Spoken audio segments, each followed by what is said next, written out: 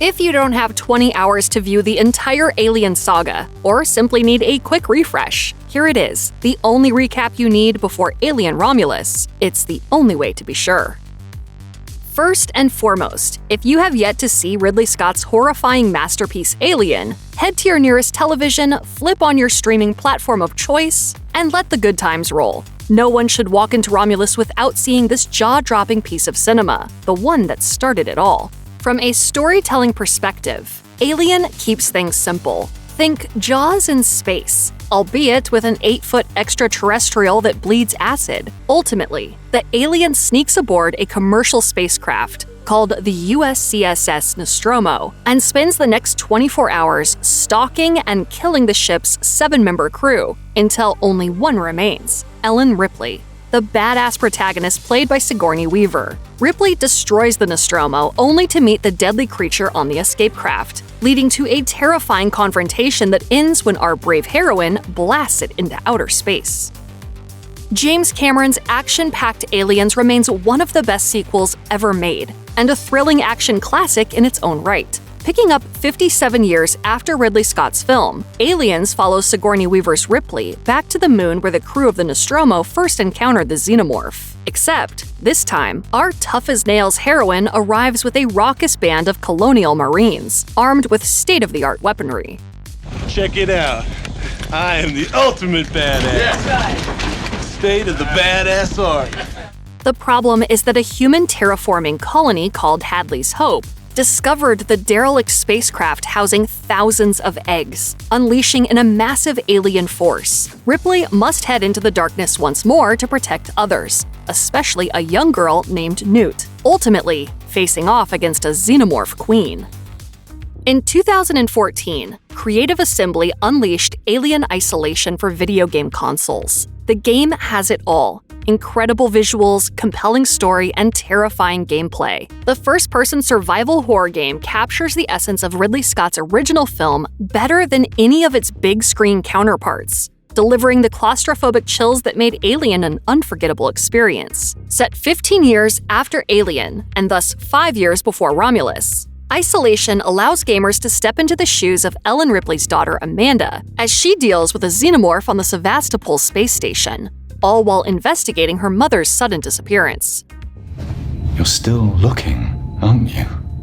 Initially, a single alien stalks Amanda, but she later stumbles upon a nest. Her journey leads to Sevastopol's destruction, and we last see Amanda floating through space. Though a brief shot of flashing lights, not to mention her appearance in a deleted scene in Aliens, suggests she survived the encounter. Amanda Ripley McLaren, married name, I guess, age 66. And that was at the time of her death.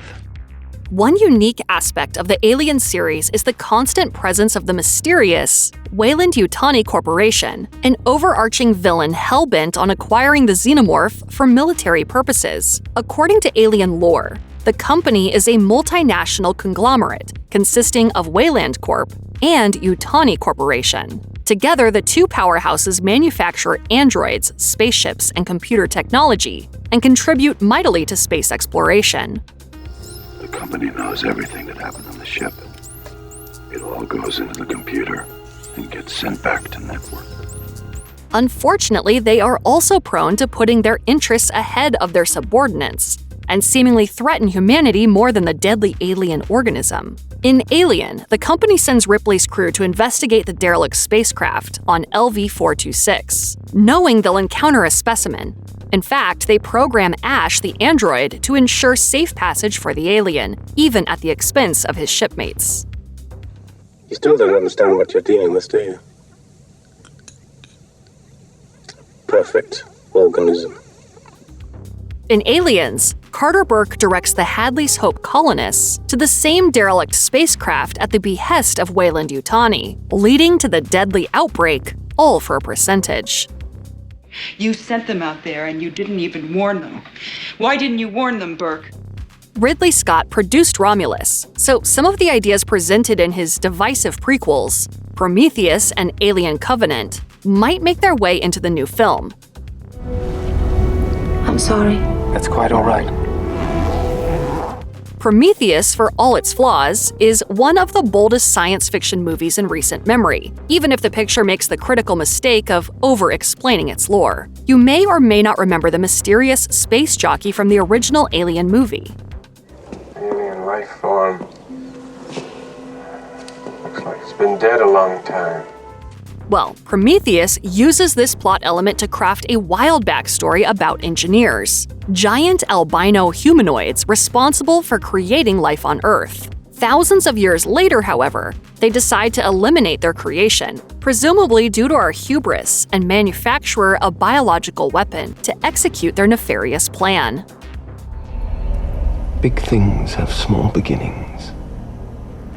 Scott and his writers never fully reveal the xenomorph's origin, but heavily infer that engineers designed the necessary ingredient, a strange black goo, required to bring them to life. Michael Fassbender's android, David, then unlocks the formula, creates the perfect organism, and uses it to unleash his wrath upon humanity. How far would you go to get what you came all this way for? Your answers. After destroying the crews from Prometheus and Alien Covenant, he gleefully ventures into the vast unknown of space, meaning he could potentially pop back up. Stay tuned. It's a great time to be an Alien fan. Are you sure about this? Only one way to find out. First, there's Romulus, and in 2025, Hulu will release the first season of Noah Hawley's TV series, Alien Earth. We don't know much about the mysterious project, except that it takes place 30 years before Alien.